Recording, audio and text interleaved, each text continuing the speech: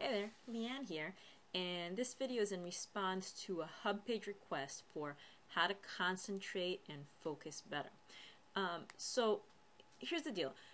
When you have a hard time focusing, it's because your brain is going all over the place. And the first thing you need to do is to figure out why. What's going on? So sometimes we know, right? We have a problem and we know what's going on and we say, okay, I'm worried about this or that. And every time I try to do my work, that's what I think about. So that's good if you can identify it. If not, that's okay. I'm going to give you a technique to do so that you don't have to worry about it. Okay, even if you don't know what it is, you'll probably figure it out, and even if you don't, you'll be able to finish your work.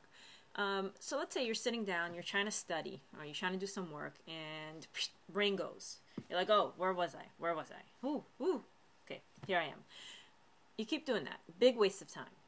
So what you're going to do is, if you know what it is, you're going to take a piece of paper, and you're going to write down what the problem is. I'm worried about my grandmother. She's sick. Write it down, and once you've written it down, forget about it. It's right there. You don't have to keep it in your head because it's on paper. It's on paper. You can always go back. What was that I was thinking about? Oh yeah, here. Okay, my grandmother. Sometimes that's enough. Sometimes you can do that, and then you just go back to work. Other times it's not that simple. We have big problems. We have financial situations sometimes make it really hard to think about anything else. That's something I went through for a while. Sometimes it's family issues. Sometimes, a boyfriend left you. Whatever it is, if an issue is that big that you can't just write it down and stop thinking about it, this is when you need to use other means in order to get your focus going. So we're not going to ignore the problem, but we are going to kind of put it aside for a while. So you're going to have that piece of paper and a pencil or a pen ready, and we're going to do some breathing techniques. And this is a really simple and safe breathing technique.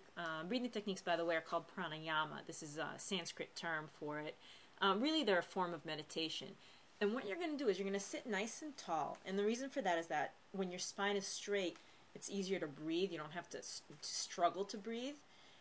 And what you're going to do is count your breath. So basically, you inhale, you breathe in, and you just feel what the breath is doing. So if you're really stressed out, you might feel tightness in your chest, and that's fine. It doesn't matter.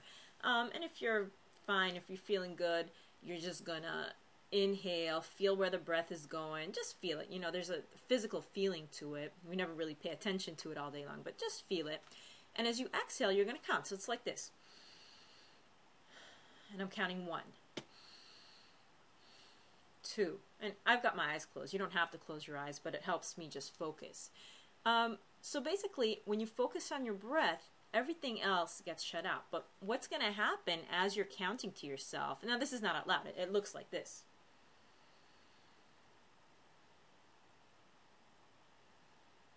Okay, so you can't really tell. I'm not going to do that for too long. But basically, you would count up to 10.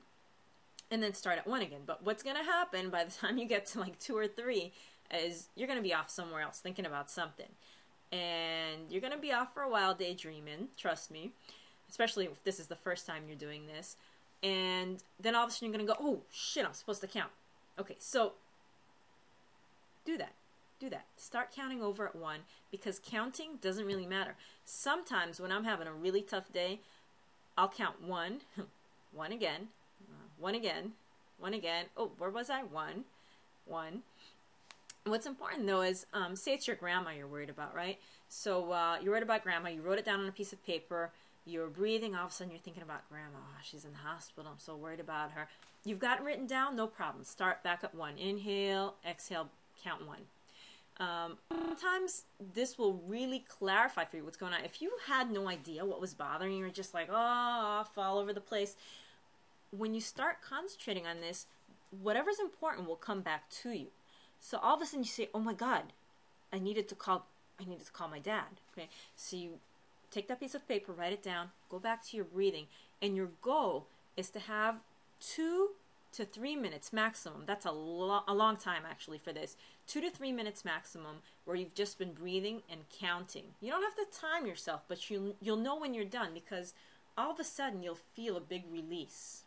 Okay, so you're going to look for that. Might not happen the first time, but with practice. So anyway, that's that. Once you get that big release, then you go back to your work. Let's say you're studying, you're doing your work, whatever it is, get that done. You should be able to focus now, okay? After that, you got to go back to the problem. You got to solve the problem. You know, you got to go visit your grandma if that's the deal. You got to call your dad. You got to do whatever it is that's bothering you, and take care of it. And a good example of this is a while back, I started teaching in New Jersey a couple of years ago, and I was doing my lesson plans, and I just, for some reason, I couldn't get them done. I was just like 5 hours I was working on these stupid lesson plans, something that takes, 30 minutes to an hour maximum, and I just couldn't get my head together. It was like I couldn't figure it out, couldn't figure out what to do. It's the simplest thing. It wasn't working. It wasn't coming together. So I stopped, and seriously, I didn't know what was going on. So I stopped and I did my meditation for about a minute. And after a while, once like the little thoughts went away, all of a sudden I realized that I was worried about paying my bills because I hadn't been paid yet. And I said, "Oh man!" So I wrote that down. I kept concentrating. I did some more meditation. Went back, finished my work. Thankfully, before it was too late. I think it was pretty late. It might have been like midnight or something.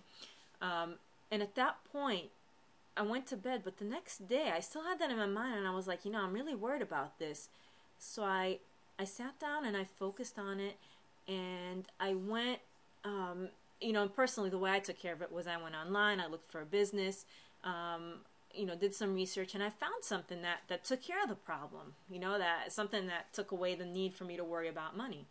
So that's just an example, all right, something you can do. But anyway, so the steps are, first, if you know what the problem is, you write it down. You don't know what it is, that's okay. You just go right to the breathing technique. When you inhale, feel your breath, exhale, count from 1 to 10. That's going to clarify for you even more what's really bothering you. Sometimes you think it's one thing and it's really another thing. So you're going to do that. Anytime you need to write something down to let it off your mind so you don't have to hang on to it because it's going to be there for you if you need to go back to it. Write it down. Try to do 2 minutes of just breathing without any too much outside thought. Finish your work and then go back and solve your problem. So I hope that answers your question about how to improve concentration and focus.